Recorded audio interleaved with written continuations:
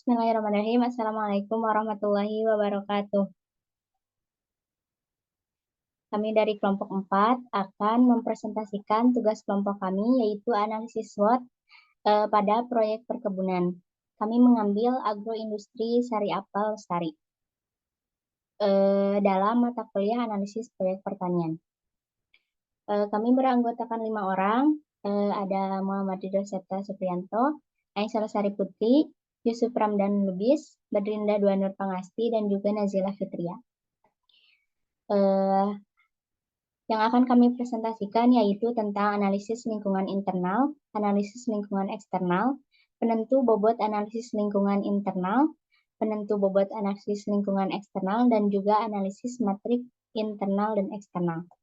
Sebelum berlanjut, saya akan memaparkan tentang analisis lingkungan internal. Terdiri dari 2, yaitu ada kekuatan dan kelemahannya. Kekuatan terdiri dari ciri khas produk, adanya surat izin usaha, harga produk yang terjangkau, lokasi pemasaran dan pengolahan yang strategis, produk tahan lama, kemampuan manajerial pengelola, dan juga administrasi tercatat dengan baik. Adapun kelemahannya yaitu teknologi masih sederhana, promosi belum efektif, kemasan produk sederhana, belum adanya pembagian kerja, dan juga kurangnya tenaga kerja. Lalu ada kapasitas produk rendah. Yang selanjutnya akan disampaikan oleh rekan saya. Baik, terima kasih. Selanjutnya di sini saya akan mempresentasikan analisis lingkungan eksternal. Terdiri dari peluang dan ancaman. Yang peluang terdiri dari permintaan pasar yang besar, didukung oleh pemerintah daerah, kemudahan dalam peminjaman modal, perkembangan teknologi, pangan pasar yang masih luas, serta kontinuitas bahan baku. Dan ancamannya, fluktuasi harga bahan baku, memiliki pesaing, dan terdapat perubahan selera pada konsumen, serta perubahan teknologi. Selanjutnya akan dilanjutkan oleh rekan saya. Selanjutnya ada penentuan bobot analisis lingkungan internal. Ya, jadi dari hasil analisis lingkungan internal dalam penentuan bobot dan rating diperoleh skor dari hasil perkalian bobot dan rating. Total skor faktor internal pada agroindustri Sari Apel Lestari sebesar 289,6.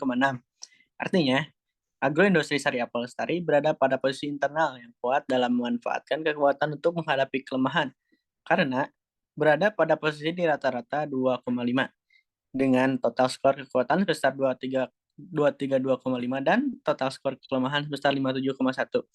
Kekuatan utama terletak pada faktor kemampuan manajerial, pengelola, dan harga produk terjangkau dengan skor sebesar 57,1. Nah, sedangkan kelemahan utama terletak pada kurangnya tenaga kerja dengan skor sebesar 15,6. Selanjutnya, lanjutkan oleh rekan saya.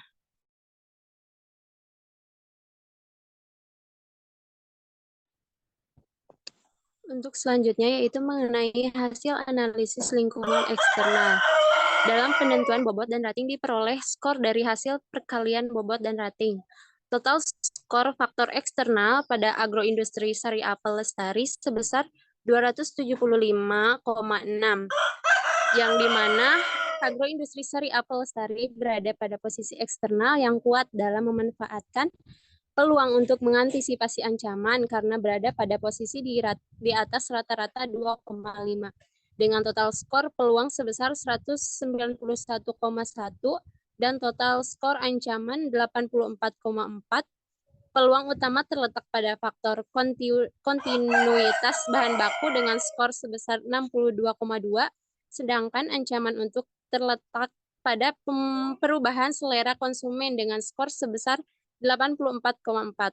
Selanjutnya dilanjutkan oleh rekan saya.